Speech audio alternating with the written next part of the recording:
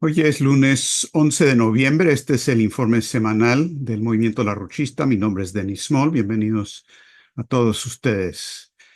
Han sido un par de semanas extremadamente importantes con acontecimientos realmente decisivos para el cuadro estratégico. Hace 2 semanas o 10 días tuvimos la cumbre de Kazán, que a pesar de que no hubo muchos logros específicos en la reunión como tal, el proceso, la dinámica del proceso de los BRICS que se expresa ahí es de un cambio dramático en el cuadro internacional. Y esta semana pasada, obviamente, tuvimos las elecciones en Estados Unidos, presidenciales para el Congreso y otras elecciones.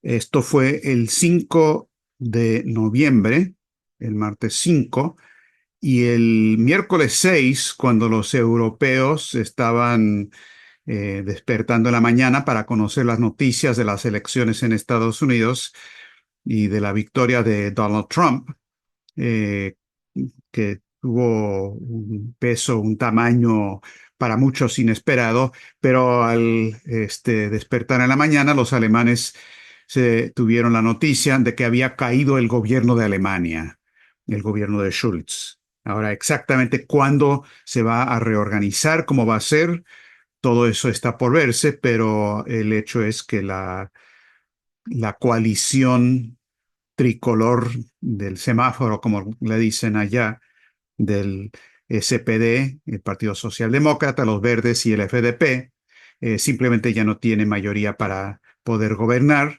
El hecho es que todo el modelo neoliberal, todo el sistema neoliberal se está desplomando, de la misma manera que habíamos visto algunos acontecimientos en Francia anteriormente, también elecciones en otros países, la situación de Inglaterra, ahora Alemania no tienen condiciones para gobernar y el resultado de las elecciones en Estados Unidos refleja lo mismo, que hay una rebelión general de la población en contra de un sistema neoliberal, un sistema caduco, un sistema en quiebra, en bancarrota, que ha tratado de imponer políticas en lo económico fascistas, en lo político también fascistas y culturalmente más fascistas todavía. Y ha habido una explosión de oposición a esas políticas realmente a nivel mundial, en cada lugar con características diferentes, pero reflejando ese mismo proceso, esa dinámica internacional.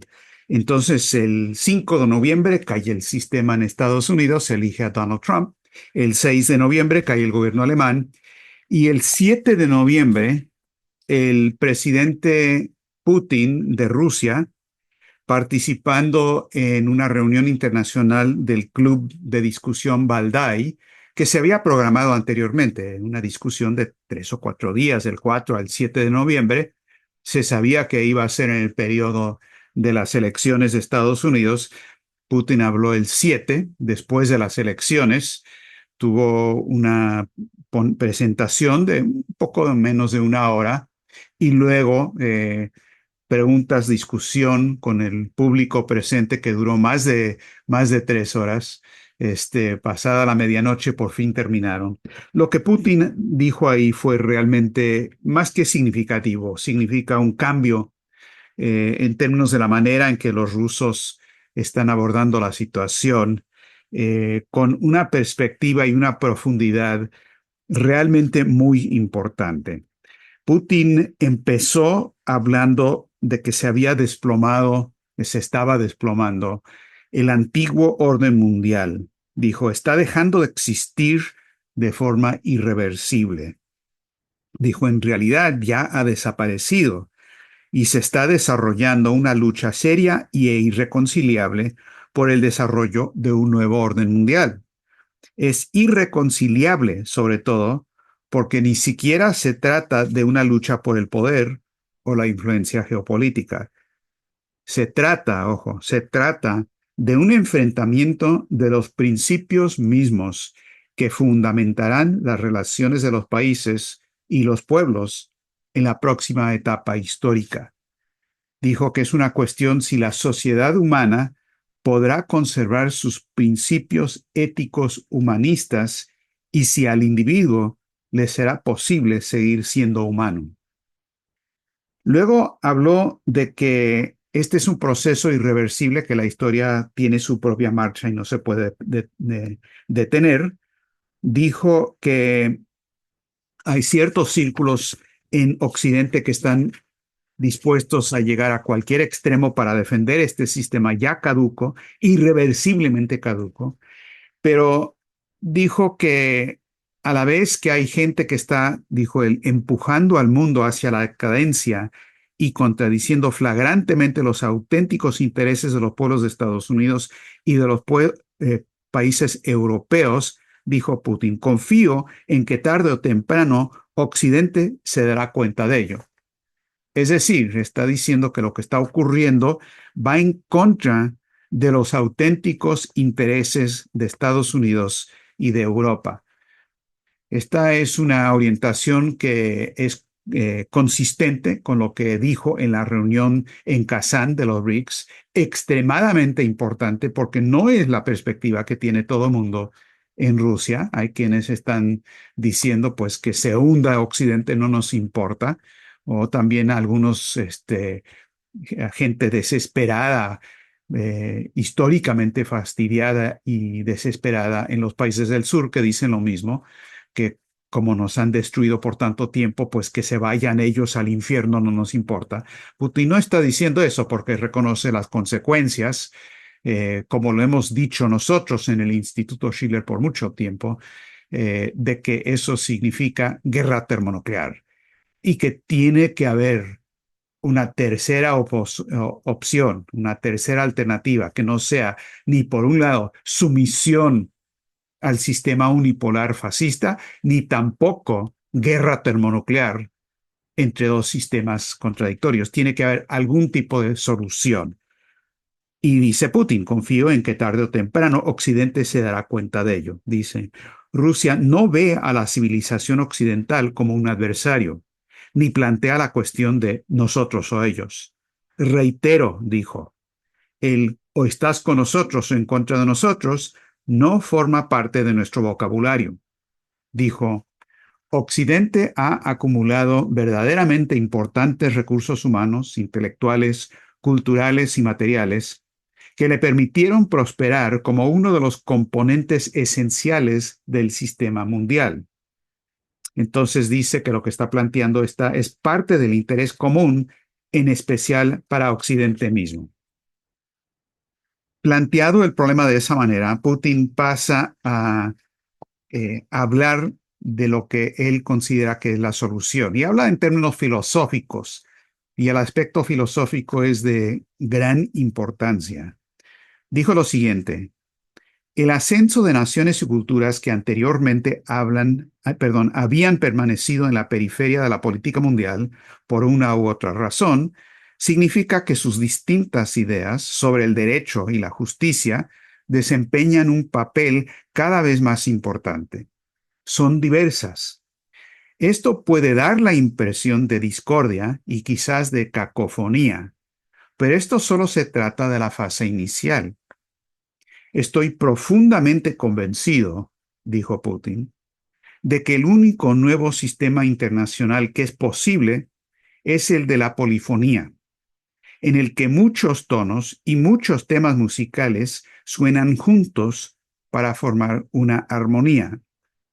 Si así lo quieren, estamos avanzando hacia un sistema mundial que va a ser polifónico en lugar de policéntrico, un sistema en el que todas las voces se escuchen y, lo que es más importante, que todas absolutamente se escuchen. Los que están acostumbrados a hacerlo como solistas y quieren que siga siendo así, tendrán que acostumbrarse ahora a las nuevas partituras. Ahora, esta idea de la polifonía no es simplemente, como lo está planteando Putin, como lo ha dicho Xi Jinping, de otra manera, como es el concepto central del himno LaRouche, como Helga Sepp-LaRouche lo ha planteado en sus 10 principios. No es una cuestión simplemente de que cada voz tiene derecho a cantar su propia canción y se acabó. Eso no es polifonía. Eso puede ser cacofonía o puede ser también la idea de un mundo policéntrico. Pero Putin está diciendo otra cosa. Más allá o por encima, es mejor decirlo así, por encima de la idea de que cada voz tiene derecho a expresarse, está la idea de que puede haber y tiene que haber una armonía universal de todas las voces. No que todas tienen que ser idénticas, no lo son, pero que juntas esas voces tienen que formar una polifonía de un coro universal.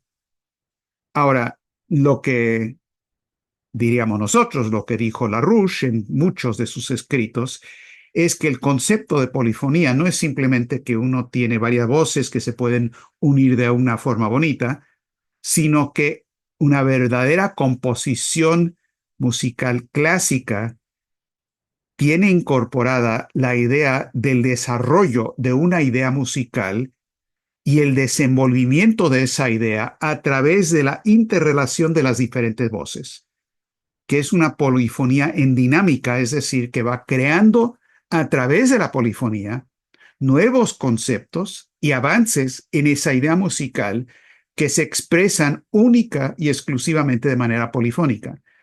LaRouche habló mucho también de la idea de la fuga, como fuga musical, no la idea de huir, sino como las fugas de Bach, por ejemplo, donde una voz y otra voz se relacionan y se desarrollan entre sí, y en particular el papel de la doble fuga de Beethoven en la música clásica.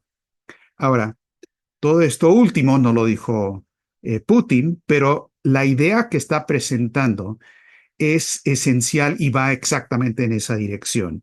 Y creo que es muy útil para también contrarrestar lo que de otra forma sería una orientación geopolítica, ya sea geopolítica británica o geopolítica del este, con la idea de que, bueno, cada centro desarrolla o civilización desarrolla su propia idea y cada quien a lo suyo y no importa el efecto universal de eso.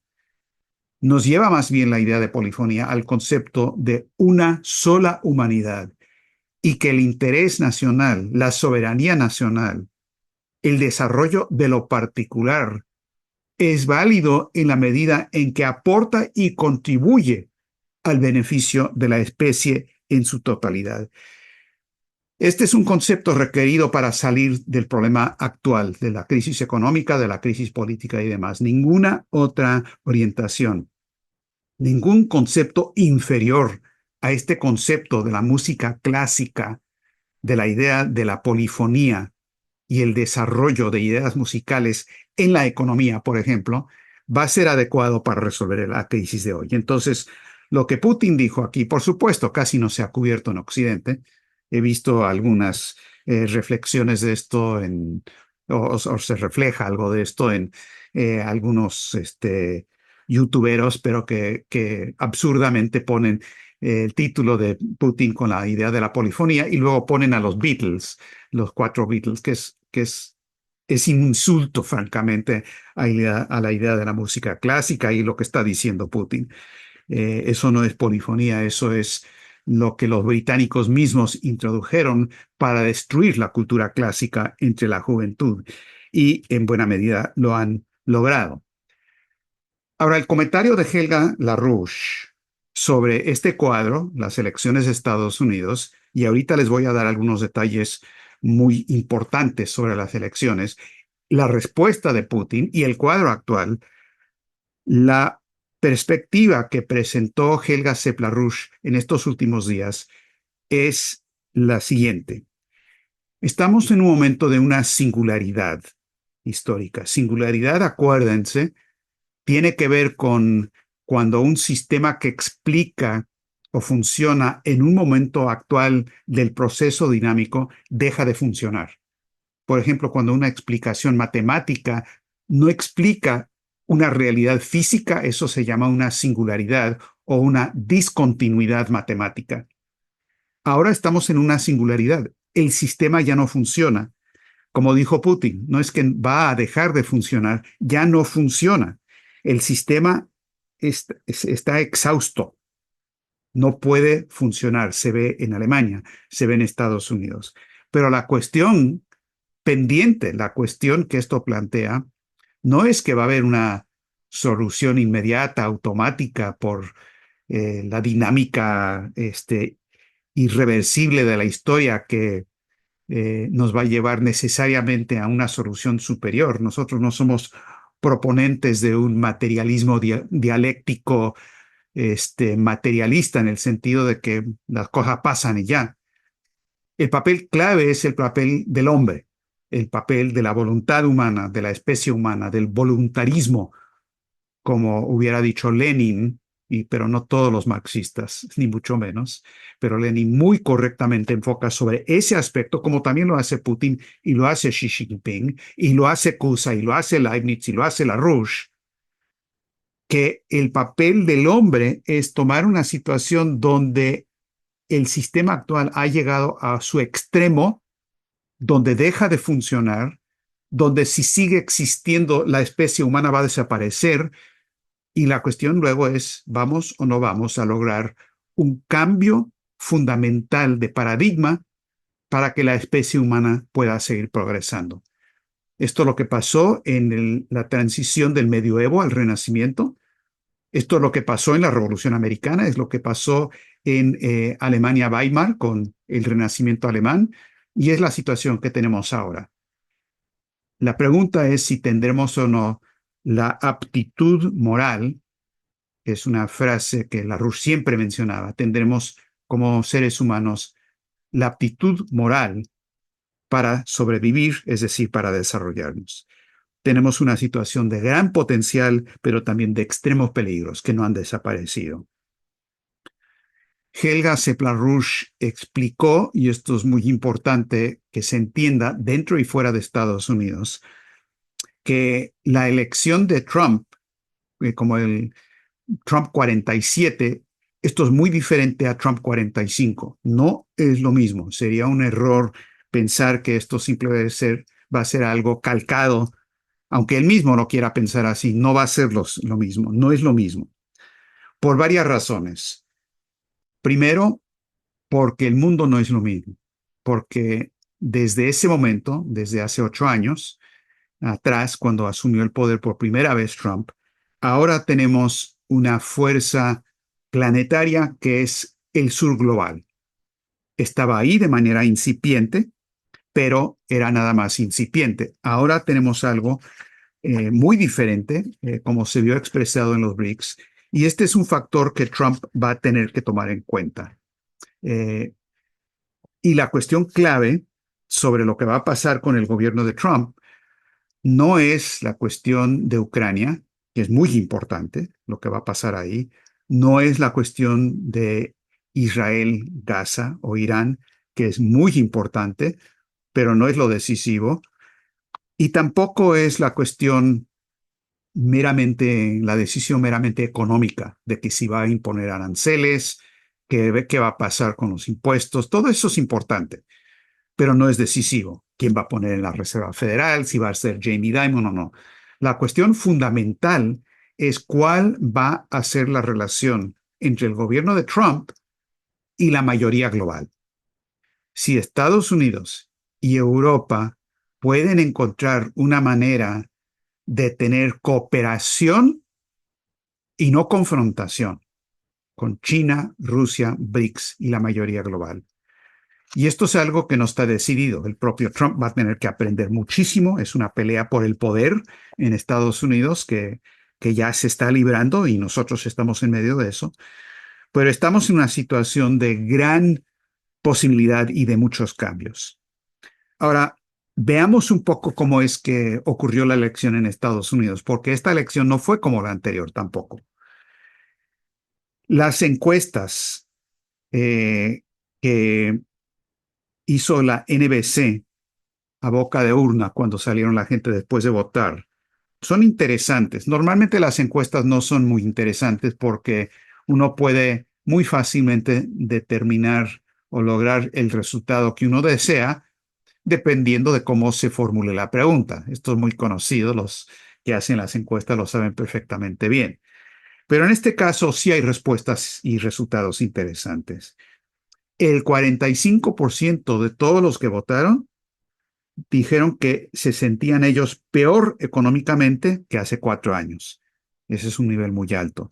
Dos de cada tres votantes, tercios, dicen que la economía de Estados Unidos anda mal.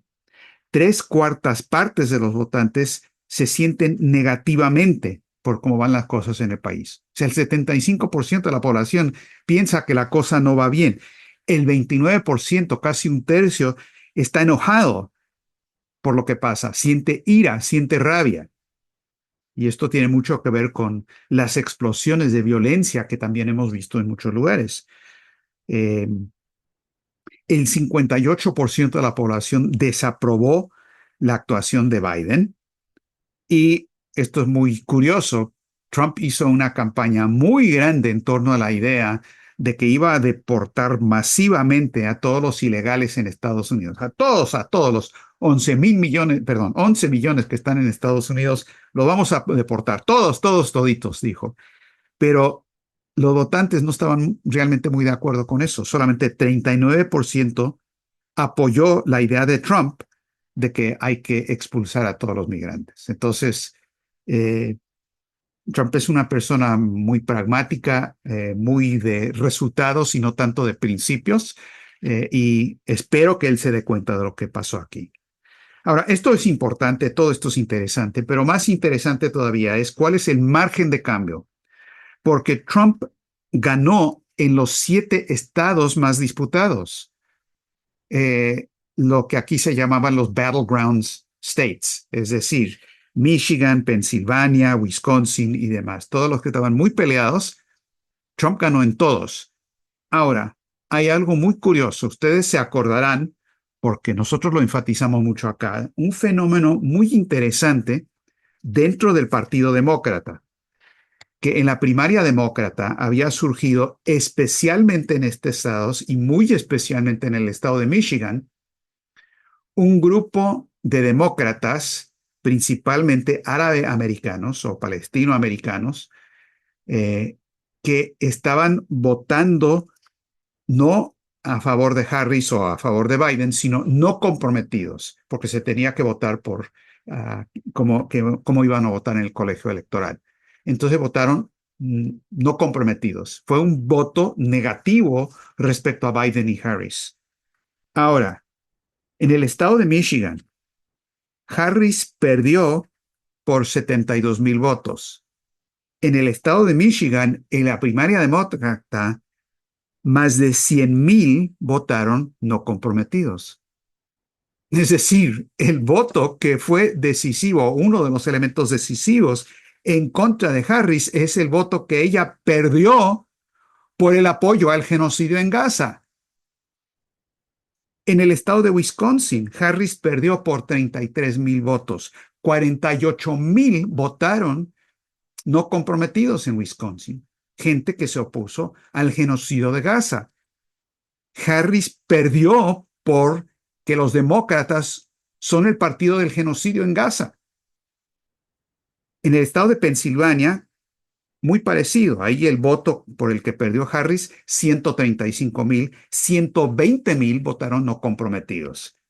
Entonces, este es un fenómeno muy interesante porque nos indica que eh, no nos debe sorprender quizás, pero es importante para nosotros los norteamericanos que no se gana las elecciones apoyando el genocidio, que la población de Estados Unidos, por confundida que esté, por desorientada que esté, por todo lo que uno quiera decir, no está aprobando el genocidio que está ocurriendo, votó en contra del genocidio. Entre otras cosas, también votó en contra de lo que está pasando económicamente. Donald Trump, pragmático, va a tener que tomar eso en consideración al medir cómo define su política respecto a Israel, Irán, Gaza y demás. No sé el resultado, pero es un factor muy importante en el cuadro actual. Ustedes se acordarán del reverendo Munter Isaac o Isaac de Gaza, muy comentado, muy respetado, porque presentó en Navidad pasado la idea de Cristo en los escombros de Gaza. Él dijo lo siguiente ante las elecciones de Estados Unidos. Muchas de las personas que se dicen en el campo progresista de Estados Unidos lamentan la elección de Trump como presidente, dadas sus evidentes carencias morales. Y sin embargo, parece no tener ningún problema con un presidente Biden o Harris que apoyó y financió un genocidio. Me parece un comentario muy apto y muy adecuado para la situación actual. Ahora, Trump no solamente ganó la elección en el colegio electoral, ganó también la votación popular. Los republicanos también tomaron el Senado y también tomaron la Cámara Baja. Pero eso de los republicanos es un decir, porque Trump acaba de destruir al Partido Republicano. El Partido Republicano ya no existe como existía anteriormente.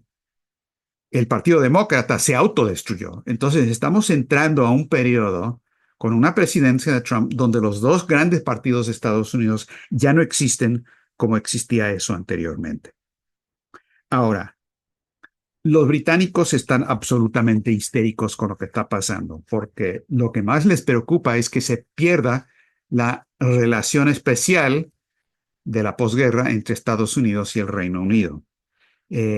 Fue un error muy grande, apostó muy mal el primer ministro Starmer al enviar 100 expertos y consultores británicos para ayudar en la campaña de Kamala Harris en la recta final. Trump se dio cuenta de eso, es más, gente de Trump presentó demandas legales en contra de la campaña de Harris por tener personajes internacionales interviniendo en los asuntos internos de Estados Unidos, y esto puede llegar a ser un factor decisivo. La revista Financial Times está absolutamente alarmada. El comentarista principal sobre Estados Unidos, Edward Luce, tiene un artículo que se lamenta, dice, Estados Unidos quiere a Trump, sin peros. Y dice, esta vez es diferente a la elección anterior. Trump es legítimamente el próximo presidente de Estados Unidos. No hay la posibilidad de armar todo el fraude que armaron la vez anterior. Dijo, esta vez será mucho más difícil culpar a los malos actores extranjeros. Fueron los estadounidenses los que volvieron a poner a Trump en el cargo sin ayuda evidente del extranjero. Luego dijo, Trump ha jurado venganza y lo dice en serio. Dijo, no habrá vuelta atrás en el resultado sísmico de las elecciones estadounidenses del 2024. Hay informes periodísticos de hoy que hay pánico en el FBI y el Departamento de Justicia porque ahora les va a tocar por lo que le trataron de lanzar a Trump. Vale la pena mencionar, y es muy importante, que ese mismo aparato del FBI y el Departamento de Justicia es el aparato que encarceló a LaRouche décadas atrás. Y ellos ahora van a tener un problema. No sé cómo va a resultar, nada está definido, pero ellos por lo menos están muy, muy preocupados. Ahora, ¿quién va a entrar en el gabinete de Trump? Bueno, se está viendo eso, pero había habido una presión muy grande para que él pusiera a Mike Pompeo y Nikki Haley en el gabinete, dos neoconservadores totales. Y hubo una presión grande de varios otros sectores no neoconservadores dentro del aparato y el grupo de Trump y otros presionándolo para que no lo hiciera. Y el sábado 9, hace 2 días, Trump respondió en una nota en su red social, Truth Social, donde dijo lo siguiente: no invitaré a la ex embajadora Nikki Haley ni al ex secretario de Estado Mike Pompeo a unirse al gobierno de Trump, que está actualmente en formación. Disfruté mucho y aprecié trabajar con ellos anteriormente, y me gustaría darles las gracias por su servicio a nuestro país. Make America Great Again. Y así terminó. Entonces, esto es un golpe duro a los neoconservadores. ¿Qué va a pasar con el tema de Ucrania? Complicado, porque, como dijo Dmitry Trenin en Rusia, No va a funcionar simplemente congelar la batalla donde está ahorita y buscar una negociación de paz. Se tienen que resolver los problemas de fondo que condujeron a la guerra. Más complicado. La situación de Israel, complicado y peligroso. El nuevo embajador de Israel en Estados Unidos es un tal Yaquiel Leiter. Él es peor que Netanyahu. Él viene del grupo del rabino Meir Kahane, que es uno de los terroristas, ya falleció años atrás, un rabino de Brooklyn, de Estados Unidos, que indica por dónde van los canales de control que parten de Estados Unidos y llegan a Israel. No es al revés. No es Israel que controla Estados Unidos. Son estos sectores de Wall Street y City de Londres que controlan a lo peor de Israel. Entonces tenemos a un seguidor del rabino Meir Kahane, un terrorista total, que es el embajador de Israel en Estados Unidos. Cayó Galant como ministro de Defensa, en fin, hay varios aspectos de esto muy preocupantes. Es bueno que los neoconservadores recibieron ya un golpe fuerte de Trump. Sin embargo, está la cuestión de si Trump va a proceder o no en tratar de dividir a Rusia de China, cosa que ha dicho que quiere lograr. Eso es una idea muy mala y va a fracasar. Eso absolutamente no va a funcionar. O la idea, por ejemplo, de tratar de lograr una confrontación económica con China en particular, como quieren Steve Bannon, Marco Rubio y otros. La cuestión aquí, hay otro aspecto también muy preocupante en eso económicamente, es el apoyo que Trump ahora le está dando a las criptomonedas, cosa que anteriormente había atacado. Entonces él tiene una fascinación también con los fondos de especulación y los multimillonarios de Wall Street que han ganado mucho dinero. Él piensa que son muy inteligentes, como él es rico también, piensa que ellos, pues por algo será.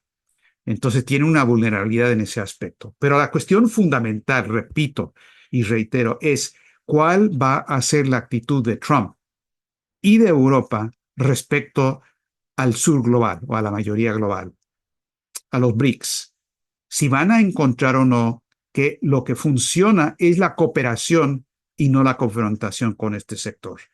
En particular, si Trump quiere resolver el problema de la inmigración y el problema del flujo migratorio, que sí es un problema para Estados Unidos, si quiere resolver el problema de las drogas, que sí es un problema para los Estados Unidos, hay dos maneras de resolverlo.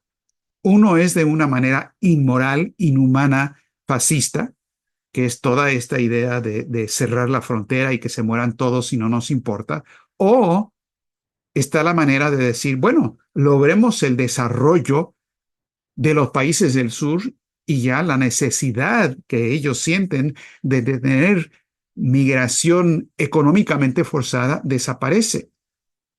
Coordinémonos, Estados Unidos, con China para el desarrollo de México y Centroamérica, como nosotros hemos insistido por mucho tiempo. En Europa, coordinémonos también, Europa con China, con Rusia, para el desarrollo de África, para resolver ese problema también. Y establezcamos las condiciones de crecimiento económico industrial, donde se pueda hacer una reconversión de las capacidades del complejo militar industrial, reconvertir eso a la producción útil. Es una capacidad de máquinas, herramientas, capacidad de bienes de capital muy grande. Si se utiliza eso para participar en las grandes obras de infraestructura y de desarrollo con tecnología avanzada que salieron de la reunión de Kazán, esta situación estratégica, esta crisis total, este momento de singularidad puede tener un desenlace positivo. Y estamos en veremos, eso está por definirse. De ahí la importancia de la próxima conferencia del Instituto Schiller del 7 y 8 de diciembre. Va a ser una conferencia de 2 días a fondo para hablar de estas cuestiones con gente muy importante de peso político en el mundo entero para hablar exactamente de esta solución en base a principios, en base a filosofía, como la planteada por Putin y la de LaRouche para resolver esta crisis. Y de ahí también un folleto que sacaremos próximamente sobre este tema de cómo lograr el desarrollo combinado de cooperación en vez de confrontación entre el norte y el sur. Todo esto requiere la orientación económica de Lino LaRouche, o si no va a funcionar. Y ese es el cuadro estratégico que enfrentamos después de estas 2 semanas extremadamente movidas a nivel del planeta.